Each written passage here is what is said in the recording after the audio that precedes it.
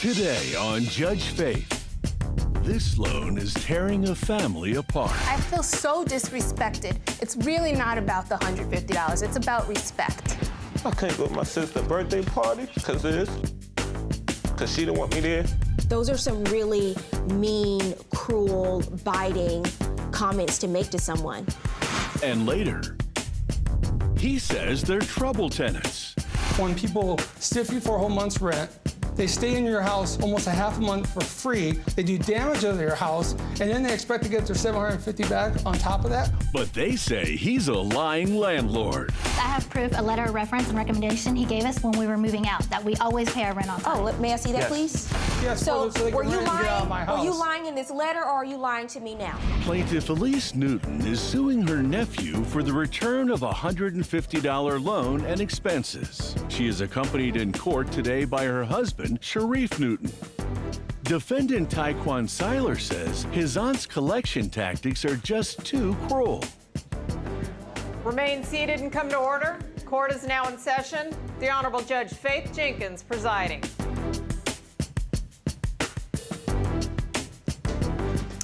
Your Honor, we have Newton versus Seiler. Thank you, Barbara. Elise Newton? Yes. You were suing the defendant, Taekwon Seiler? Yes. Is that the correct pronunciation? Yes. For $464 for an unpaid loan and lost wages? Right. Okay, how do you know Mr. Seiler? Taekwon is my nephew. Okay. And he's from my older brother, who we lost a few years ago.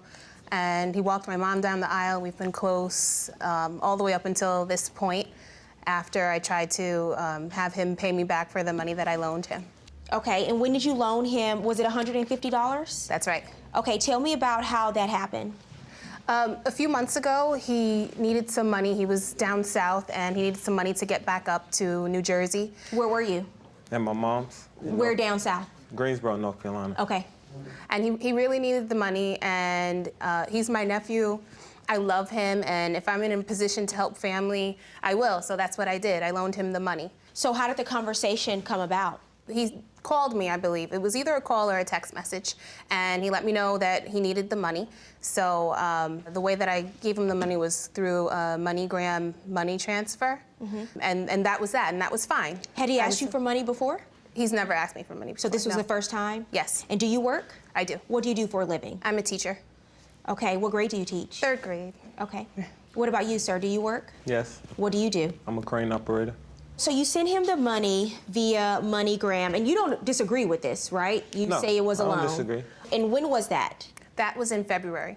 What was the agreement in terms of when you would pay her back the $150? The agreement was when as soon as I returned, I'll give her the money. It was probably about a couple days later after I got back. Not too far, probably like a day or two. We had a really bad winter in New Jersey, so every opportunity in the beginning, every opportunity that there was for him to pay me back, there was a snowstorm. And I completely understood that he wouldn't have to pay me back and travel, because we're about 40 minutes apart, travel to give me the money. So that was fine with all of the snowstorms. But then the weather got better, and then come April, I asked him when he would pay me back, and he said Friday. And So that how was many fine. months had gone by at that point? About 2 months. 2 months. All right. So what's going on here? Does the mail not work in your area? Yes, the mail do work in my area. It's just that I made a lot of promises to my aunt that I was gonna give her the money, but it's just that the weather was so bad at the time. I wasn't driving; she was. So if she really needed the money, I took it as like she could have came and got it. But I made other alternatives to get the money to her. As Like far what, as for example? putting it into my uncle's wife bank account. She said no, she don't want to give her bank account number up. Well, I don't blame her for that. I would not give my bank account number out to anyone. Go ahead. So I told my aunt, that's not going to work. I could MoneyGram a Western Union, but at the time I told her I could send her half. She rejected half. She wanted the whole thing. She said she won all of it. Well, I said, I don't have all of it. What do you want me to do? So I knew some type of rage in her at the time when I was like... Some type of rage? Yeah, that she wanted the whole 150. I told her I'd give her $75. He didn't initially say that he was going to give me the 75. That was only after a few times that it was just excuse after excuse. The first time when I asked him, when can you pay me back? That was sometime in April, and this is all through text messages. He said, I can do it on Friday. And then Friday came, it was Good Friday, and I asked him, he said, well, I'm working today, I can come tomorrow. Saturday came, I sent another text message, and it was just excuse after excuse, and then one of the last messages that he was actually offering to pay something back was the $75. By that point, I was already upset. Who are you? My husband. Okay, do you have something you want to say? Yeah. Step over, please. What do you know about this? He should just pay the back when he had the money for it. He came to the house and he was gonna pay, but he wound up not paying. Didn't he So show you money? Yeah, he showed me money at the house because they had like a big blowout. So, you know. Who had a big blowout? Well, he came to the house. Okay. I thought he was coming just to make this right. So why were you coming over to the house and showing money if you weren't paying her back? He came just to tell me that he wasn't going to pay me back. Okay. I came to the house because is that I was getting like text messages, you know, talking real crazy. To me, it was crazy because I never heard my aunt talk like this. Okay. So I said, you know what? I was always making promises to go out there to talk to her because I was getting text messages 5, 8 a.m. in the morning. These times I'm supposed to be at work or, you know, caring for our kids. But after he promised, like, he kept on saying, like, I'm gonna pay you back, then, you know, she got, like, tough. Like, yo, when you gonna give me the money? I think I have a right to. I made a bunch of promises because at the time I was working a temp job. So it was like, you know, one minute they said I was coming in, next minute they said I wasn't. One minute they say they paying me, next minute I was getting, you know, beat around. So I'm like, on her end, she took out a bunch of excuses. But on my end, it was rough for me. So, you know, at the end of the day, I did borrow the money. Coming up on Judge Faith, some texts are better left unsaid. You're an awful piece of blank for a father. Blank would be better off without you, and she will marry a loser, scumbag, deadbeat thief who steals from his own family just like you. And later, A couple months after we moved in, he texted Matt and asked us if we could move out. And Matt responded back, well, we just moved in 2 months ago. We can't move out. He offered to give us back our $750 security deposit plus the $500 extra if we could move out. Plaintiff Elise Newton is suing her nephew for the return of a loan. Defendant Taekwon Seiler says his aunt wouldn't work with him. Tell me about going over to her house, telling her to her face you're not going to pay her back, and what was that about? I went over to her house because of the text message that she was sending me. She was involved with my father, she was involved with my daughter. What was she saying? And in a nutshell, you know, she's saying my daughter's gonna grow up to be a worthless piece of this and, you know, little curse words and stuff. Marry a deadbeat. She's gonna marry a deadbeat. I'm a dirty thief. I steal from my family. You need to be an example for it wasn't her. no Did you say example. And by There's you no doing example in this, this. is the life that she's going to have. There's no example. That's It said what I that said. she is going to be. Oh, is that what you example. said, ma'am? I can look back at my text messages, but I can tell you what I said, and I think he's twisting my words. I'm saying Let's that... take a look at the text message. You submitted some to court. Let me take a look at it. Okay, you're an awful piece of blank for a father. Blank would be better off without you, and she will marry a loser, scumbag, deadbeat thief who steals from his own family just like you. And I'm saying that as this is the example he's leading for his daughter. And yes, I was really Or upset. maybe she'll wind up being just like you, a thief who steals from family. People like you get nowhere in life. I actually feel sorry for you. That's pretty mean. Yes, but he said some mean things also. He insulted my husband. This is a son of your brother, right? This is your nephew? That's right. And all of this is being said over $150? For me, it's more than $150. It's me. I helped my nephew. I love him. Why wouldn't I help him? If I'm in a position to help family, I will. And then it was like, I feel so disrespected. It's really not about the $150. It's about respect. I wouldn't say those things to my worst enemy, no less the son of my brother. Those are some really mean, cruel, biting comments to make to someone. I mean, this is more than just being upset. Like, you are really trying to hit someone where it hurts, bringing his child and his daughter. I do have a way with my that. words. I do. I admit that fully. I'm not going to say that what I said wasn't mean because Well, why it are you so was, angry? but I'm angry because I was disrespected by him after I helped him out in a bind. How old are you? 26. 26 years old. I mean, how do you, and you're a third grade teacher. Right. And I mean, my sister's my sister's a school teacher as well. She teaches 3rd grade too, and there's something special about teachers and how they are able to relate to kids, and that's a job where I think in order for you to do it, you're just a person who is full of love, and you are someone who can do a great job of teaching kids and young people about self-esteem. I'm just surprised that that's coming from a teacher. I think you owe him an apology, and obviously you weren't right, you weren't great in what you did either, because you should have just paid the money back. You see how upset she is. This is something that the two of you are going to have to work out when you go back to New Jersey, and I hope that the two of you can. Do you have anything you want to say to each other before we adjourn? I'd love to sit down and talk. I don't know when you're going home, but we can do that so things can be the way they were. I'm sorry for what I said. I'm sorry that I hurt you, but I was hurt too, and I want to talk. I think we need to talk. What do you have to say, We're sir? family. Just haven't seen my aunt so long because of this. I can't go to my sister's birthday party because of this. Because she didn't want me there. Over $150. No, you could have went. We still a family. You still my aunt, and I still love you. It's just over $150. I see that she didn't got this far. Now over $150. And at the You time, can't you knew I was take working a temp advantage of job. people, Taekwon, and that's what I I wasn't feel taking like advantage. I had a temporary job. I was which taken advantage of. Wasn't paying much at all. I didn't have the help support family like you did. I don't have that. But if you say you're going to do it, then do it. If you had said Right. those things before, we probably wouldn't be here today. You need to learn how to listen for once and just hear what he's trying to say, okay? Because he's over there sharing what's inside of him, and you just need to try to listen for once, okay? My judgment in this case is for the plaintiff. Sir, I'm ordering you to pay her back $150, the loan that you admit you received from her, in addition to the MoneyGram fee, $24. Judgment for the plaintiff.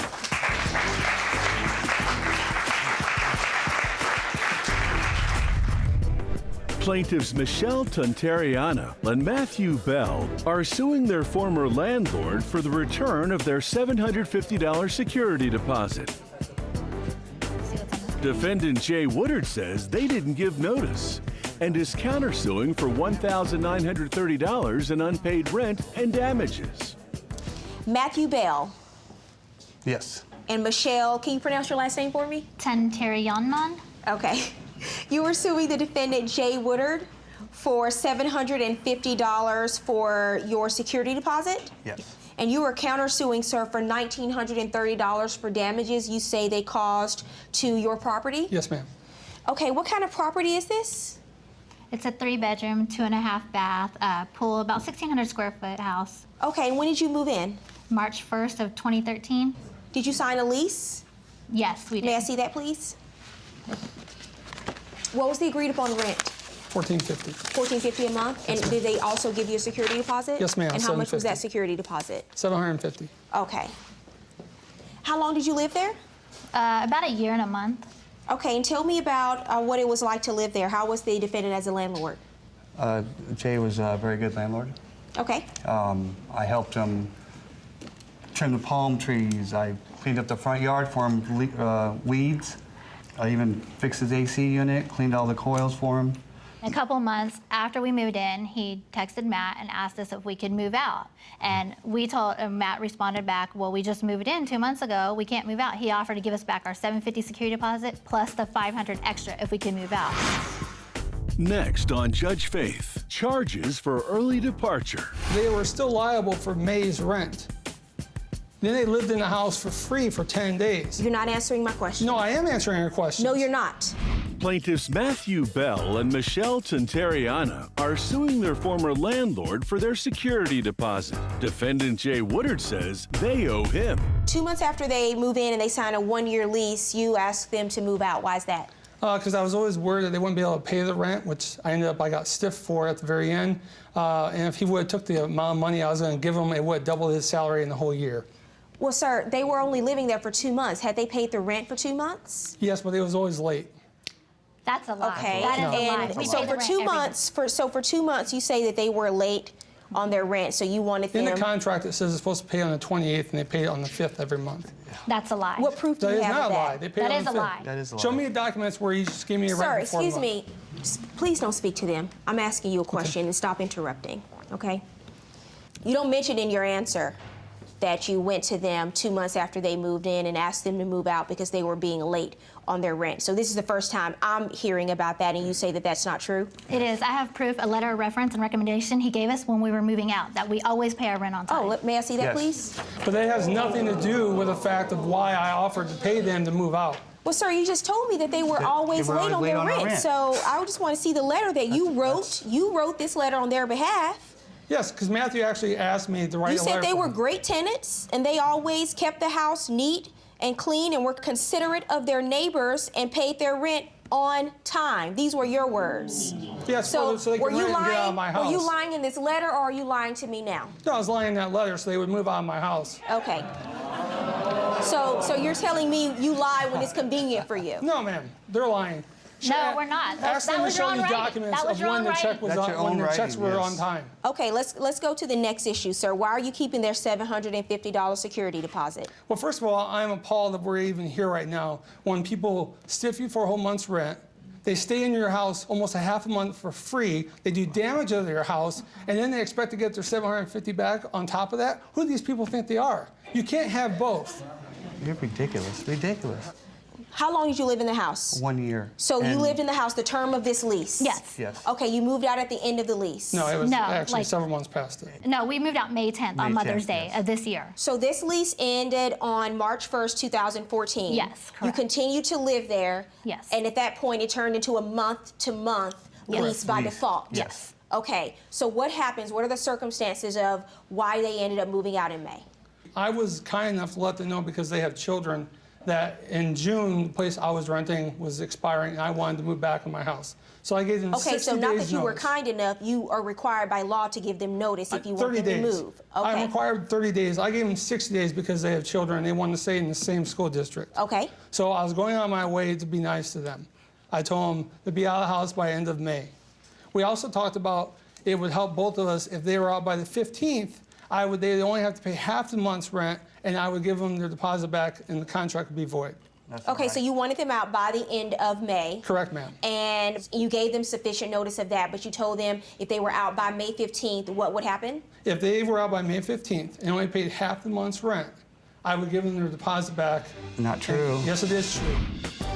And now, Judge Faith rules.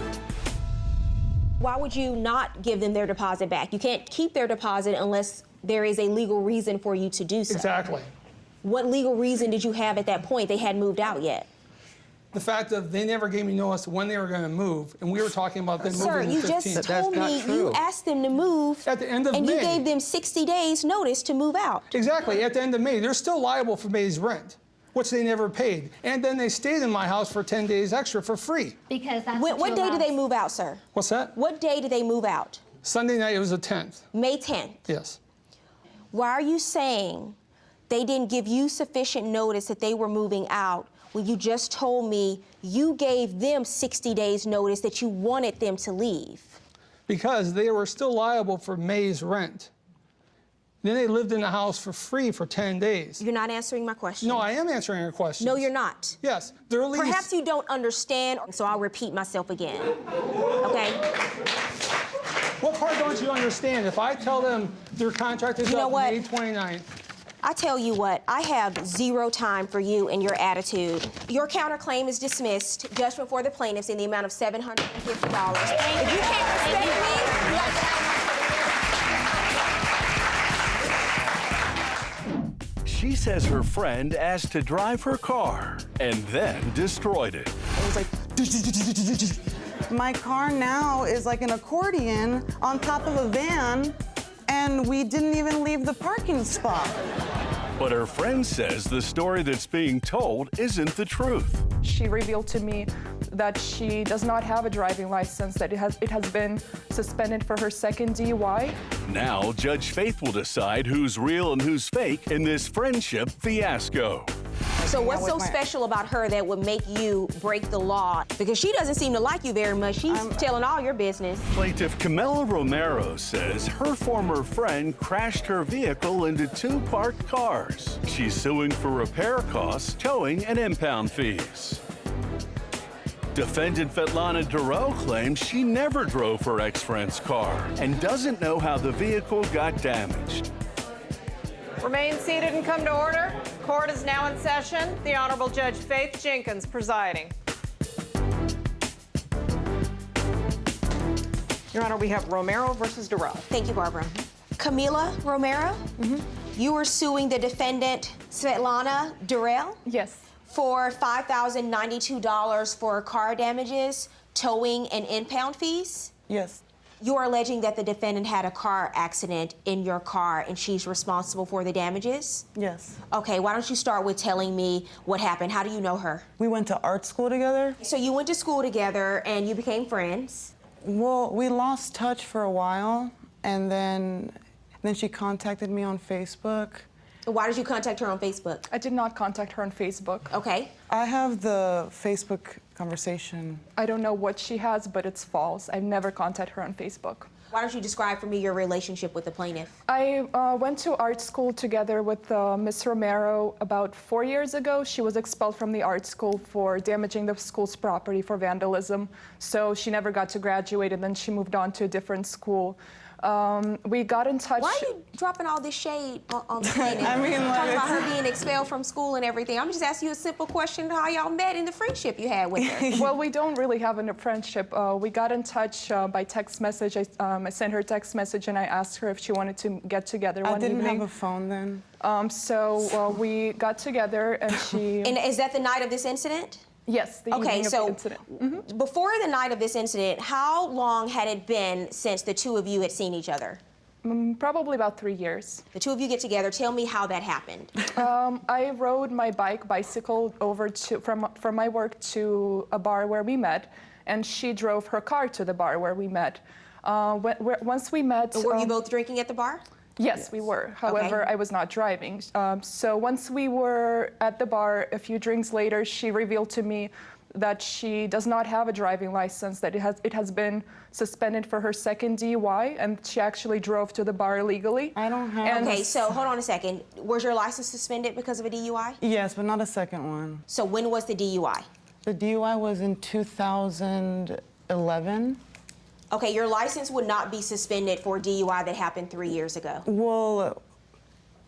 Well, I had my license, and then I did my program, and so when I finished my whole program, I turned in all the information into the DMV, and they were like, you didn't pay $40 for this fee, so it seems like I never did anything. You're saying that you should have had your license, but you didn't because of a fee you didn't pay. Right, but I already like settled the DUI.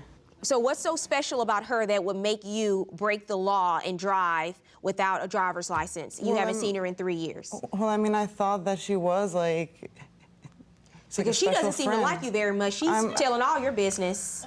But that's, that's her. I'm not gonna be that kind of person. And I'm so you go and you meet her at the bar. What are you drinking? I think we're drinking whiskey. How many drinks do you have? A couple. May I say something? She kept revealing more information about, since I haven't seen her. She told me there was also a warrant for her arrest that evening when we met. So not only she was driving without license that was suspended for DUI, she also had a warrant for her arrest, and she also was taking some sort of prescription medication. And did you have a warrant for your arrest that night? Yeah, that morning I found out that I had a warrant for like what I thought was, part of the whole like license DUI thing. I didn't. Okay, even so know. you did have a warrant. Yeah. And you told her about it that night? Sure. All right, and what's the warrant for? The warrant was for, well, it turned out to be like this thing that happened at a party, and. What thing? Like warrants aren't issued for things; they're issued for specific reasons. Okay, well, my friend took this bag, and she like made me get rid of it. Okay, so Are you talking about possession of stolen property? Yeah, but I didn't steal it, so like, you know, like nothing happened. So did you evade arrest, or were you arrested and didn't show up to court? No, I just got the letter. So like, I didn't even know that. You got a letter to show up to court one day. Right. And you didn't show up and they issued a warrant. No, the day that I saw her was the first time that I saw that letter. The day you saw the defendant? Svetlana, Okay, but she has nothing to do with that, right? No, nothing. So there was a letter, you were informed that there was a warrant out for your arrest, and you knew that at the time you met up with her. Coming up on Judge Faith, Camilla reveals new evidence that puts Svetlana in the driver's seat. Anyone can create a Facebook account. I don't know how this can be considered a true evidence. And I would not spend that much time to write all. Well, what if she just created an account and then deleted it? How about that? You seem so nervous right now that I'm about to look at Facebook messages. Why? Plaintiff Camila Romero says her ex-friend destroyed her car while trying to pull out of a parking space. She's suing for repair costs, towing, and impound fees. Defendant Svetlana Durrell claims she wasn't even with Camilla when the car was damaged and has no idea how her ex-friend wrecked the vehicle. How long were you at the bar? Had to be maybe like a couple hours. Okay, and what happens after you leave the bar? And then we go to her house. How did you get there? Me. I unlocked my drove. bicycle and I rode it there. I gave her the address and told her to meet her. Did she ride her bicycle to her house? Yes, I did. No, she put it in my car. Yes, I did. Okay, you drove? Yes, ma'am. Okay, so you already have a DUI, and you're at a bar drinking. Yes, So you're ma'am. still drinking and driving. I mean, that day, like, I'll admit, yes, but, you know, like, it was a mistake, and I should never even have gone. But So you go to her house, so what happens next? the next morning, we go to my car to, I guess, like, go to her workplace. That's not She true, Your Honor. offers to drive. That is and not she's true, like, Your Honor. How did the accident happen? The way the accident has happened, I don't know, because I was not there for the accident. What happened was Miss Romero decided to go back to her home at some point because my husband and I wanted to go to sleep. I had to work all day. I also had work the next morning.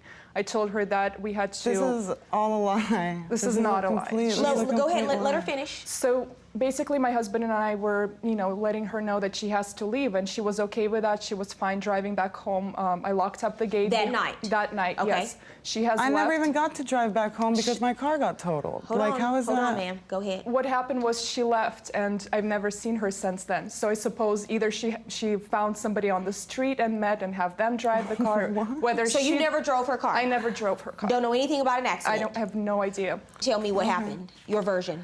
She offers to drive my car, and of course I say yes because I don't have a license. And like, if you're offering to drive my car, why would I? So are you saying you spent the night at her house? Yes. Tell me about the accident. How did it happen? Okay, so she's in the then- car. Are you in the car too? Yes. What I'm happened? on the passenger seat. She turns on the car, and goes straight into the front car, straight into the back car, straight into the front. It was like, and I'm seriously, I'm in the passenger seat, like, oh my God. Like, what?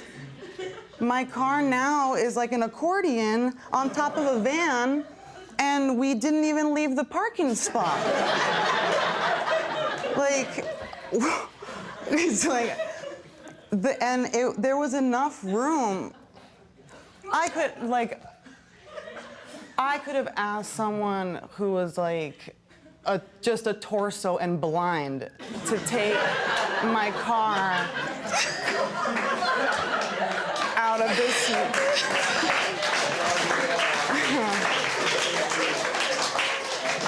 Okay, so what am I looking at?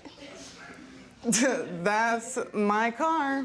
So is this the front bumper of the car, and it's completely off of the car? Oh, yeah. Okay. Like, And what do you have? You said you have some Facebook messages you want me to look at? yes. Your Honor, I do not have a Facebook. Because you deleted it right no, after. I did not have Barbara, would you ever hand me have those, a please? Facebook.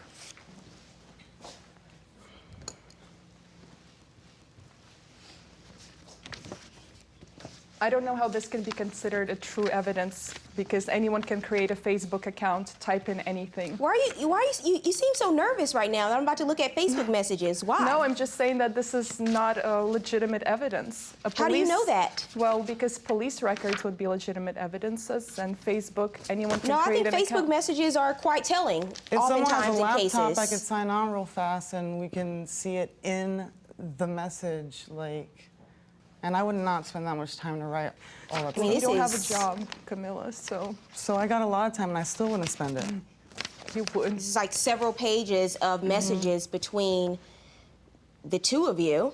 It says Lenny, that's my dog. But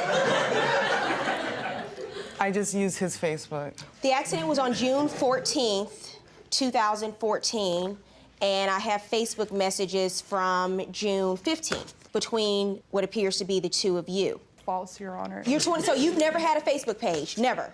Not in the past few years or so. More like not in the past 3 months. She just... Even if you delete your account and delete your Facebook page, the inbox messages, they still stay there in the recipient's inbox. So she can keep messages even though you perhaps deleted your account, because I see here where probably a photo used to be, I'm assuming. It's now just one of those icons. Yeah. Well, what if she just created an account and then deleted it? How about that? How about that?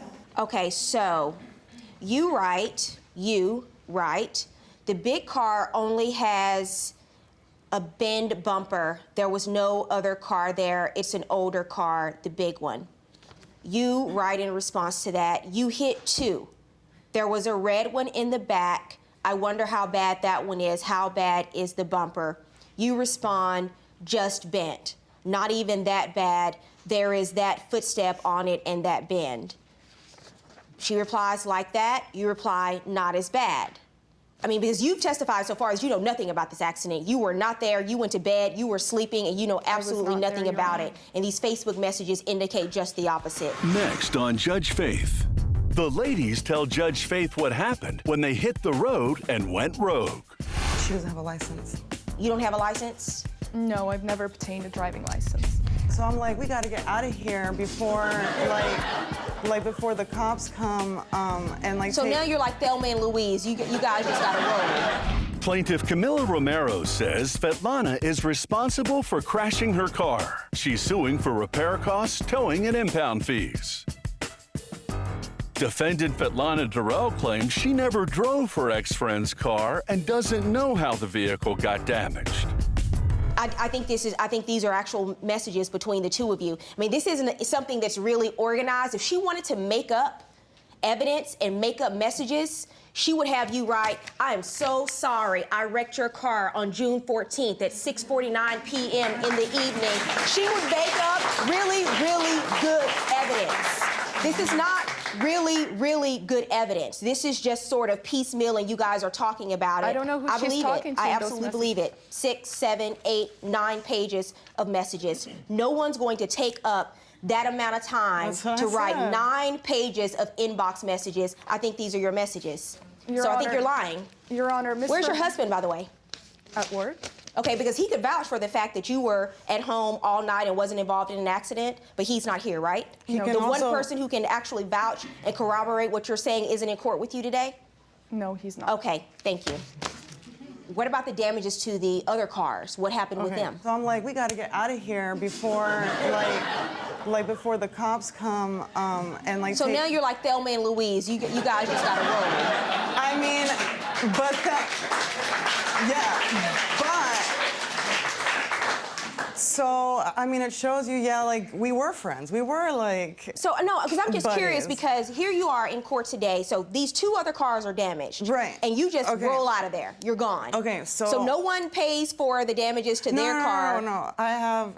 Well, is it true that you left because you didn't want the police to come? Because Yes, you had a warrant out for your arrest? Yes, okay. it's true. Okay, so. 30 seconds. Huh? 30 seconds. Okay. Tell me what happened. So like my dog, Lenny, is at my apartment downtown.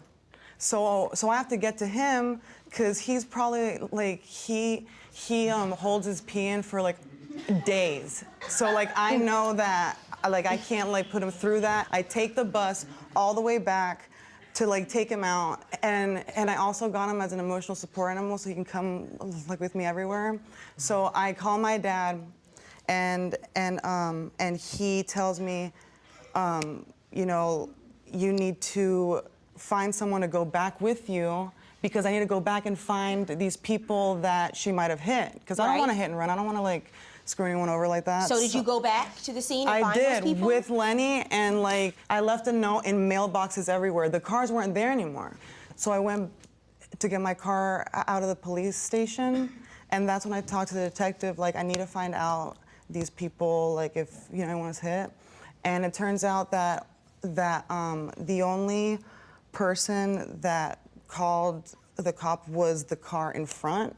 And so I got all his information, I called him up, and he said, don't worry about it, like there's no damages, which is crazy because you saw I was like, whoa, oh, like hallelujah, because like, well. Now tell me why your insurance isn't covering damage to your car as a result of this accident. Because she doesn't have a license. You don't have a license? No, I've never obtained a driving license. So you don't know how to drive. That's how this accident happened? I do know how to drive, Your Honor. No, you do not. Look at my car. She doesn't know how to drive drunk. That's the problem. No one knows how to drive drunk. And now, Judge Faith rules. There are two issues here. There's the issue of liability, who's responsible for the accident, and there's the issue of damages once I establish who's responsible for the accident. In terms of liability, this isn't a great case and situation for you. There's a doctrine under the law called the doctrine of clean hands.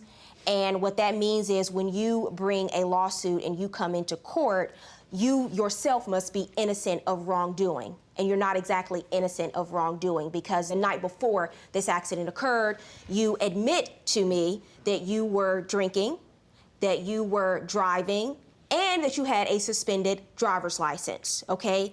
All very bad things to take place. I'm sorry. In addition to that, when the accident happens, you leave because there's a warrant out for your arrest. This is not a great situation for you. I understand. However, Ms. Durrell, when it comes to the issue of liability, I actually do believe that you were driving and I do believe that you wrecked the car. You're actually a pretty good liar because if she didn't have the Facebook messages, I probably would have believed you, but she kept the Facebook messages and I believe that those are the actual inbox messages between the two of you. You can shake your head all you want, but I think you came into court today and you lied. So because both of you seem to be a little confused about some things, she's a liar, so both of you are responsible and going to pay damages and you're gonna split the cost for damages.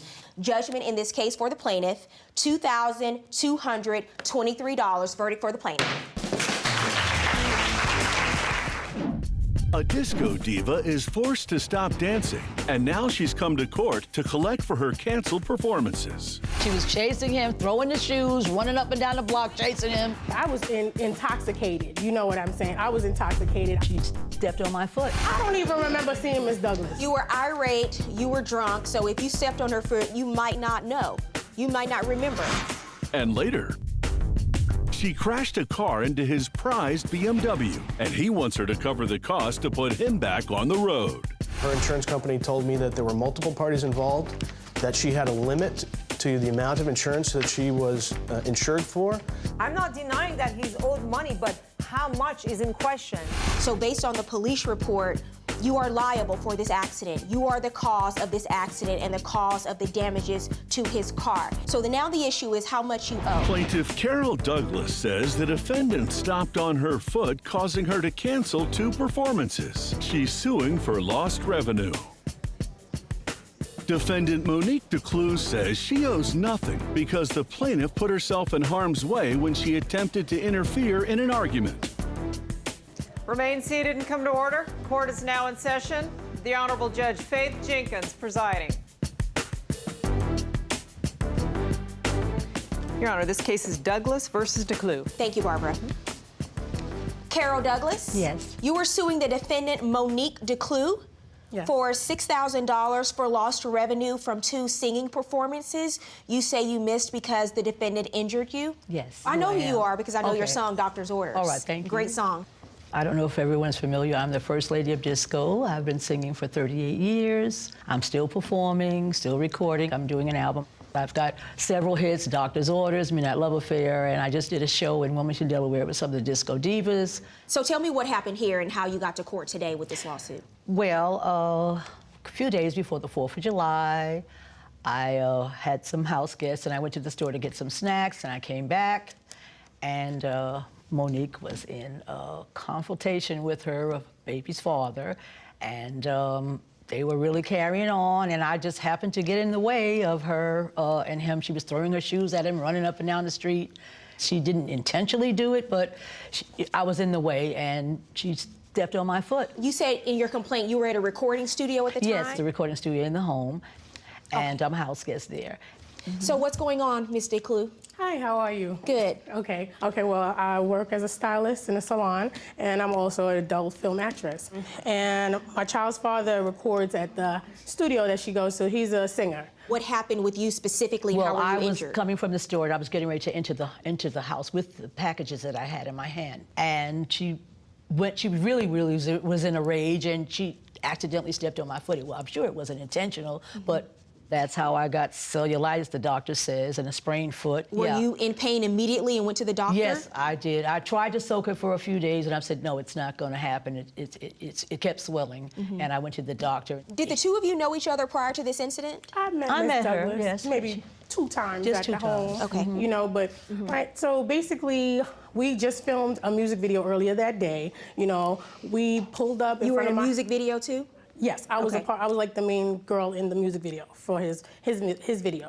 So basically, he said something smart about what women do, and I threw a bottle in the back of the car, and he got upset. So this is where everybody's like, oh, they're about to start their stuff now. So, you know, I had just had a baby. I just gave birth like maybe 3 months before that. So I guess I was going through a little postpartum depression and stuff, and I was upset, you know. So we pull up in front of my home, and he's like, okay, I'm coming inside. When I look outside, my baby father is not outside.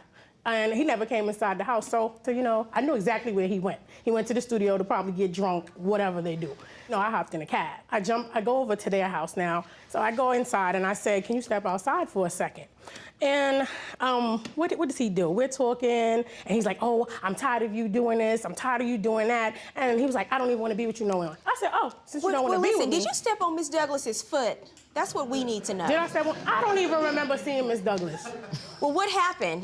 Because in your answer, you said that she was there. She obviously was there. I was intoxicated. You know what I'm saying? I was intoxicated. I'm standing on the front step.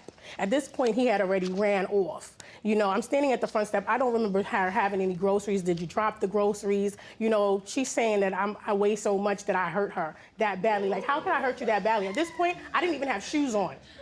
My shoes were off because I'm running with no shoes on. I was irate.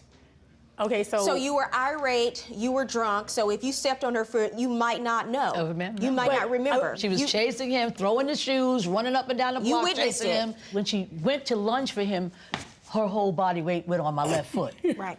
Okay, and then I had to be helped up the stairs. Do you have proof that you went to the doctor yes, right I do. after that? I have all this stuff here. Coming up on Judge Faith, Carol reveals the injury that nearly ended her career. And Monique gets schooled on the hippest trip in America. I don't remember if they were heels or what kind of shoes they were, because if that had went through my foot, forget it. I would even be standing here right now.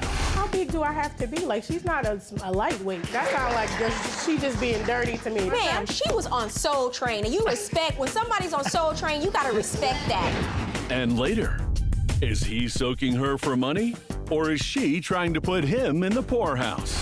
I don't know that I've got a course of action against her insurance company. That was not the side you portrayed over the phone. This is all an act. I'm not falling for it. He has every right to go after every penny he's owed. That's what happens when you're the cause of a collision that causes another car to hit 3 parked cars. Plaintiff Carol Douglas says she was unable to perform her show because Monique stomped on her foot during a fit of rage. She's suing for lost revenue. Defendant Monique DeClue says she owes nothing because Carol put herself in harm's way when she interfered during an argument Monique was having with her baby daddy. And you say as a result of you being injured, you missed 2 singing performances. Yeah, I had bookings for July and August, and I was unable to perform. And what was the date of this incident? July 2nd is when I was injured. And you were in the emergency room on July 5th. Yes. Let me see the photos of the injuries. I was trying to take care of my foot myself. What did the doctor diagnose you with? Sprained foot and cellulitis. So when you have no shoes on, you're running up and down the street, you know, but there's feces, there's all kind of things in the street. The doctor said you had to be, because usually when people get cellulitis, sometimes there's a cut. You know, It's there's a bacteria cut. issue. Yeah, bacteria. So by her not having any shoes, chasing him up and down the street, yelling and screaming at him. Why do you have shoes on? And she lunged. When because she I run lunged faster with no shoes. Everyone runs faster with no shoes. Yeah, well, that's what happened. And thank God the shoes. I don't know if she had. I don't remember if they were heels or what kind of shoes they were. Because if that had went through my foot, forget it. I would even be standing here right now. So as a result of this, you say you missed 2 bookings. Yes, I did. In the month of July. Yes, I did. Do you have proof of? I see you providing me with copies of 2 contracts. How big do I have to be? Like, she's not a lightweight, you know what I mean? But that sounds like she just being dirty to me. That's what that sounds like. Ma'am, she was on Soul Train, and you respect, when somebody's on Soul Train, you gotta respect that. You understand? Don't sleep on Soul Train in the 70s. Don't sleep on Soul Train is all I'm saying. That's some of the best television they ever made. Okay, so here's what I have here. We have 2 contracts, both for the month of July. One of them dated July 4th, and the other one dated July 29th. The one on July 4th, I can definitely understand why you missed that one. That was the day before you went to the doctor, and your foot was in pretty bad condition from what I can see from the photo. The one on July 29th, I'm a little hesitant about that one because that's over 3 weeks later, and you know, sometimes I've seen Patti LaBelle, other people, they've had to come out and they've had to sit on a bar stool, but they're on that bar stool and they sing, and people come out, they don't care that you're not able to dance around the stage because they just want to see you. So what I'm going to do, in fairness, you sued for $6,000. You know the statutory maximum in my courtroom is $5,000. I'm going to order the defendant to pay you half of the amount that you sued for. I think that at a minimum, that's what she owes you. Judgment in this case for the plaintiff, $3,000. Thank you very much. Plaintiff Jeffrey Mendez says the defendant caused an accident that damaged his parked, prized BMW. He's suing for car damage. Defendant Pune Purushani admits she caused the accident that damaged the defendant's BMW, but claims he's overcharging for repairs. She says her insurance company is responsible for paying the defendant. Jeffrey Mendez. Yes. You are suing Pune Purushani? Correct. For $1,600 for damages to your car you say she caused in a car accident? That's correct. Okay, we'll start with you. Tell me what's going on here. The defendant caused an accident which caused a car to hit the rear of my car, which caused damage to my vehicle. Now, where was your car at the time? My car was legally parked at a parking meter. It's a more complicated circumstance that led to his car getting hit as well. It wasn't a direct accident towards his car, but it led to that. My car pushed the main driver to go to the left side of Fairfax, and on the same token hit 2 parked cars, one of which was Mr. Mendez's parked car. Okay, and where were you at the time, sir? I was working on a construction site. We heard ambulances, and so we came and looked at see what was happening. You and other coworkers? Yeah. And you parked your car on the street? My car was parked on the street, yeah, absolutely. We went down to see what was happening. There were 4 cars involved. The ambulances were there. There were injuries. Again, my car was parked. It was the 4th car in a chain reaction. All I want is for my car to be fixed. Okay, and is that the damage caused from the accident? Yes. Where are the damages exactly? It looks like a piece of the bumper is missing. Right, so I believe you might have a close-up of that damage. The damage is to the exterior bumper. It's also to the metal that supports it behind it. Did the police respond? Oh, no, absolutely. By the time I got there, the police were there and the ambulances were there. I have a copy of the police report. Okay, how did you get a copy of it? May I see it, please? Yeah, sure. Would you hand it to my bailiff? I called the sheriff's department and asked for a copy. And you'll see, I think it's on the last page, it determines liability. It clearly says that she's 100% at fault. Nobody's disputing that. I'm not denying that he's owed money, but how much is in question. Okay, so the police decided after investigating the accident that you were the cause of the collision. They said that you entered through a highway from a stop sign and failed to yield, and you hit another car, causing that car to lose control of their vehicle and slam into the cars that were parked on the street. There are two issues in this case. One is liability, one is damages. So based on the police report, you are liable for this accident. You are the cause of this accident and the cause of the damages to his car. So now the issue is how much you owe. Do you have the estimates as to how much it will cost to get your car repaired, sir? I have 3 estimates, yes. May I see those 3 estimates? Do you have insurance on your car? I do have insurance on my car, but not for third-party damage. Your Honor, I have to... Did you contact her insurance company? I did. Okay, what happened when you contacted her insurance company? Her insurance company sent me an estimate, which I think you've got there, for $1,100. On their estimate, they also indicate that the car will be in repairs for 3 or 4 days. Her insurance company told me that there were multiple parties involved, that she had a limit to the amount of insurance that she was insured for, and that they could not settle any claims until all claimants' claims were finalized and everybody had agreed. Coming up on Judge Faith, how far did he go to get his Beamer back? My phone call was far from threatening. That's not true. You're a liar. No, I'm exactly he harassed me. He called me twice, and he was vulgar and You know what? Let me abusive. tell you something. Every time somebody comes in here to court and they owe money, and when someone's trying to call them to get money, it's always, they're harassing me. Let's get past the fact that you say he harassed you, and let's get to how much you owe. Plaintiff Jeffrey Mendez says repairing his prized BMW will cost more than the defendant's insurance company is willing to pay. He's suing for car damage. Defendant Pune Purashani admits the accident is her fault, but claims the defendant is trying to squeeze her for money. Okay, what do you have to say? 2 things. One, he made 2 phone calls to me, abusive and vulgar phone calls. First That's of all, not true. That's completely he untrue. called me 2 different times within time frame of 3 weeks, one of which he introduced himself. I said, where did you get my number? He said, from the police report. I said, my insurance company sent you a representation letter initially, which means you have to go through them. You are not to contact me. Your insurance company gave a repair estimate for the damages to his car in the amount of $1,228. That includes the 3 day of loss of car usage. Okay, yes. Okay, but it doesn't say that here. It just says damages, okay? And then, but the offer that they're making to him is $819 because there were multiple cars involved in the accident. They're not covering all of the damages for everyone's vehicle. So they have capped what they're going to offer him at $819. So even by the evidence from your insurance company, they're saying they're not covering the full amount of damages that he incurred. Do you understand that? So you understand why someone would call you and ask you to pay for the remainder of the damages? His car was parked. He's not responsible for the damages. The fact was that he had to, in writing, respond back to my insurance company, because initially this thing was pending through my insurance company. Besides the fact that So is the problem that he contacted you directly? Is that what you have an issue? You're not saying you don't owe this? No, I'm exactly saying he harassed me. He called me twice, and he was vulgar and You know what? abusive. Let me tell you something. Every time somebody comes in here to court and they owe money, and when someone's trying to call them to get money, it's always they're harassing me. They're stalking me. No, it's the They're way, getting on my nerves. It's the nature. I know it's a phone call you don't want to receive, but let's get past the phone call, okay? Let's get past the fact that you say he harassed you, and let's get to how much you owe. So they're offering you $819. Have you received that? Absolutely not. But that's the money you're going to receive from the insurance company. When? Well, I can't answer that. The insurance company knows. Exactly. He also sent me threatening letters. The accident occurred 10 months ago, and my car's still in the same state. I still haven't received any.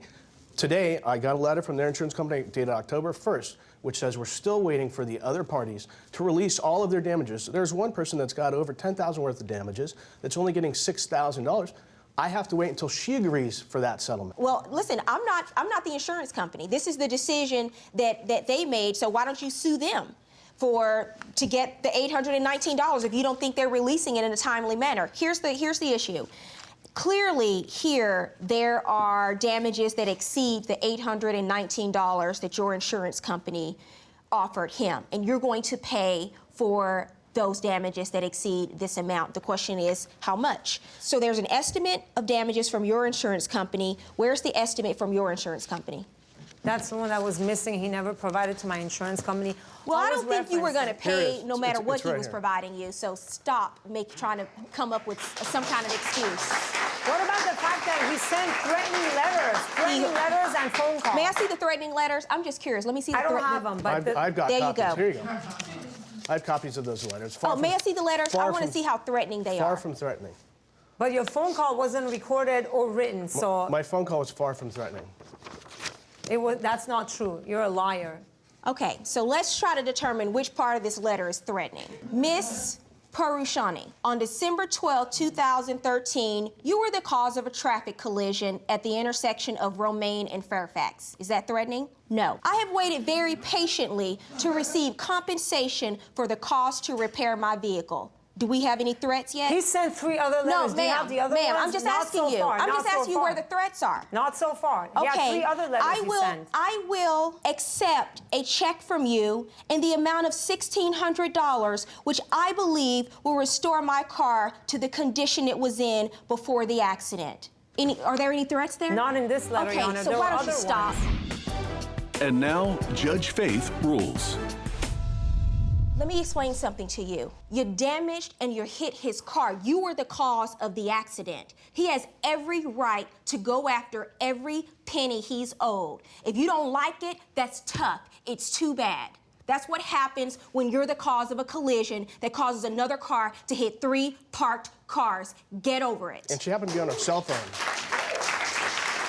And I don't know that I've got a course of action to pursue our insurance company for the balance. That was not the side you portrayed over the phone. This is all an act. I'm not falling for it. So I'm going with your estimate, the one you provided to the court, $1,600, so that will be the amount it would cost for your car to be repaired. I'm going to subtract the amount that her insurance company is offering you, which is $819.01, and the total judgment in this case is for the plaintiff, $780.99. Verdict for the plaintiff. That's what you owe him.